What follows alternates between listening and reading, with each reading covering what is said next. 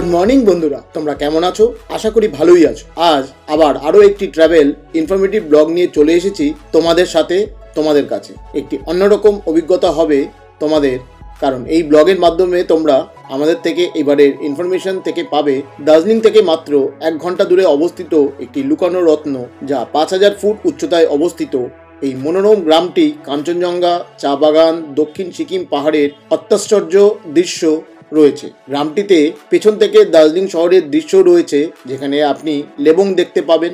রঙ্গরুনে মাত্র কয়েকটি হোমস্টে রয়েছে, যেখানে আপনি রাতের জন্য থাকতে পারেন। সাধারণভাবে তারা প্রতি রাতে মাথাপিছু 1500 টাকা করে নেয়। দার্জিলিং থেকে আপনাকে জোড়েবাংলো থেকে তিস্তার দিকে যেতে হবে এবং আপনি 30 মিনিটের মধ্যে 3 মাইল পৌঁছবেন। 3 মাইল থেকে বাম দিকে যান এবং রাস্তাটি নিচে রঙ্গরুনের দিকে চলে যায়। তাহলে বুঝতেই পেরেছেন এবং আমাদের থাম্বনেল দেখেই আইডিয়া করে ফেলেছেন যে আজ আমাদের ট্রাভেল ডেস্টিনি তাহলে কোথায়। হ্যাঁ, ঠিকই, আজ আমাদের ডেস্টিনি হলো সেই দার্জিলিং এর লুকানো রত্ন, যা 5000 ফুট উচ্চতায় অবস্থিত। ঠিকই ধরেছেন, আজকের ডেস্টিনি হলো রঙ্গারুন।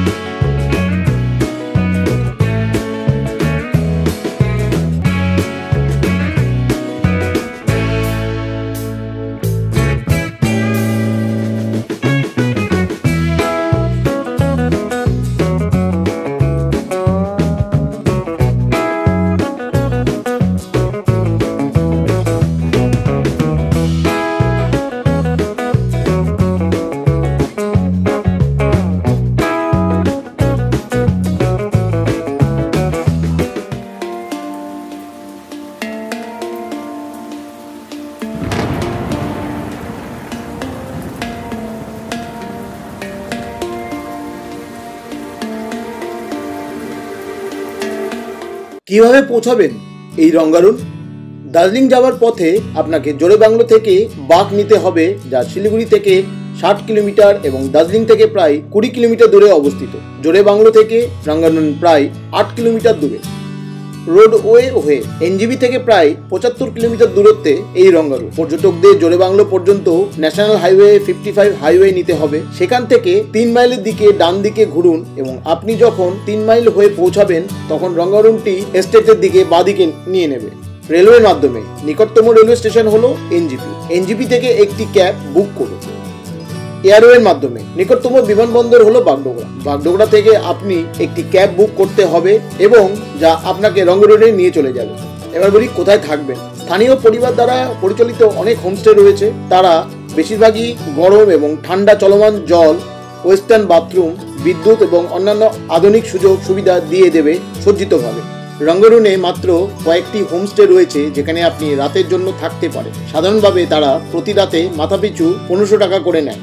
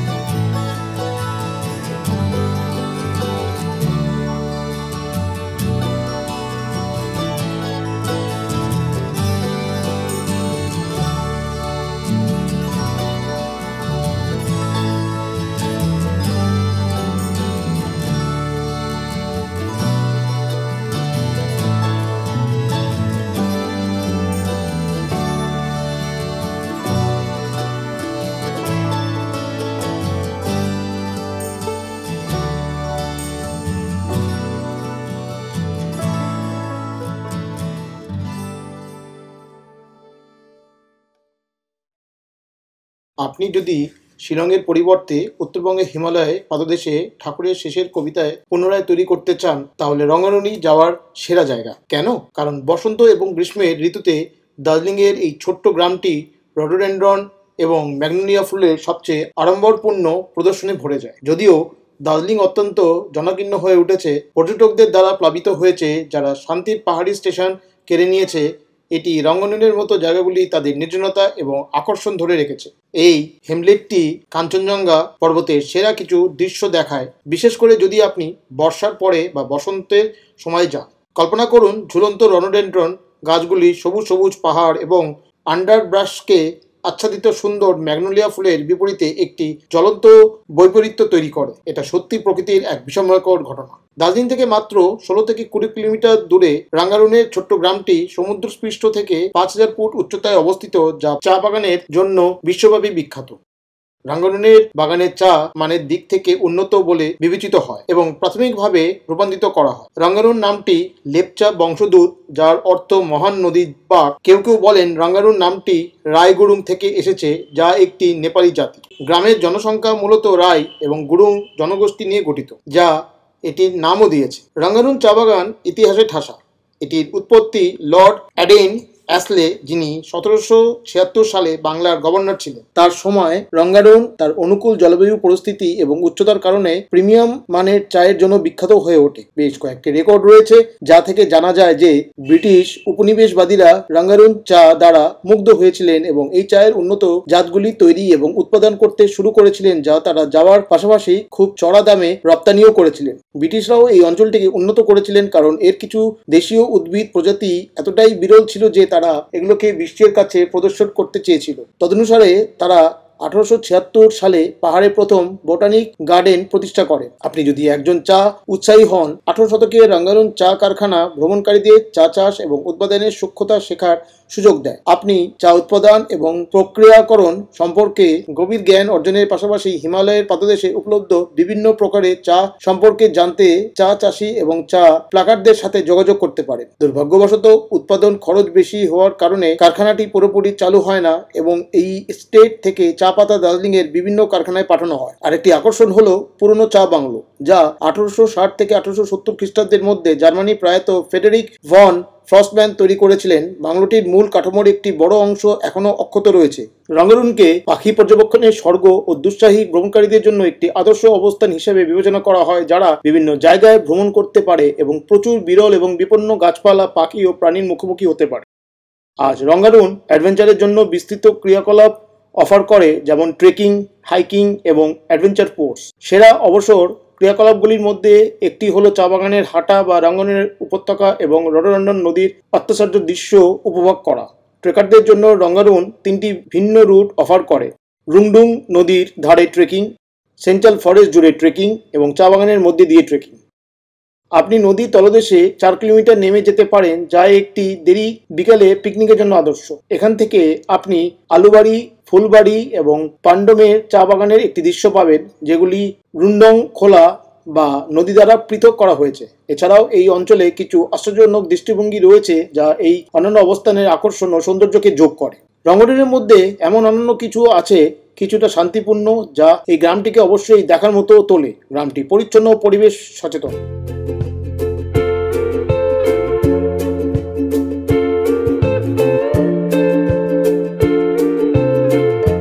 রঙ্গারুন এবং এর আশেপাশে দেখার জায়গা। রঙ্গারুন চা বাগান বিশ্বের সেরা মানের চা উৎপাদন করে। মাথা সিংহ মন্দির বৈশাখী পূর্ণিমার সময় একটি তীর্থযাত্রী স্থান, যখন উপত্যকার বাসিন্দাদের পাশাপাশি কাছেরও দূরের লোকেরা প্রার্থনা করার জন্য এই মন্দিরে জমায়েত হয়। সেন্ট্রাল বন্যপ্রাণী অভয়ারণ্য অনেক বিরল প্রাণী এবং পাখি প্রজাতির আবাসস্থল।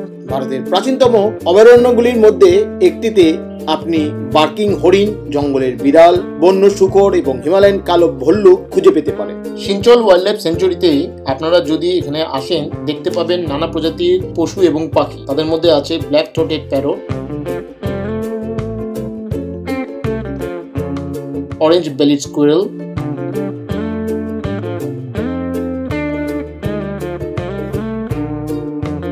হিল প্যাট্রিচ,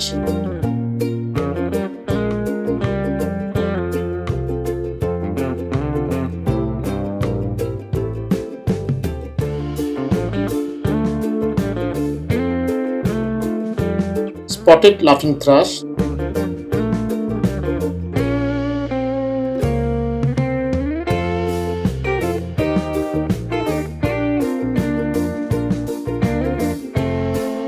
স্কেলি লাফিং trash,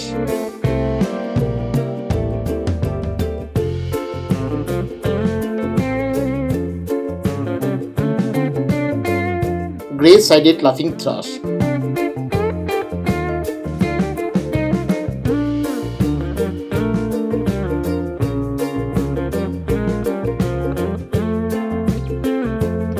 blue-beard bee-eater,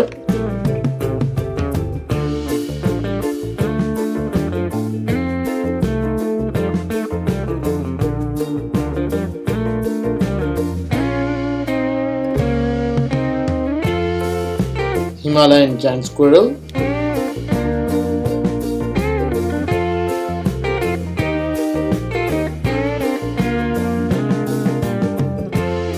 common green magpie,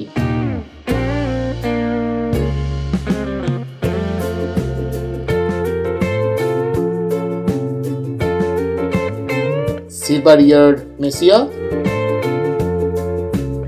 white-browed picolet.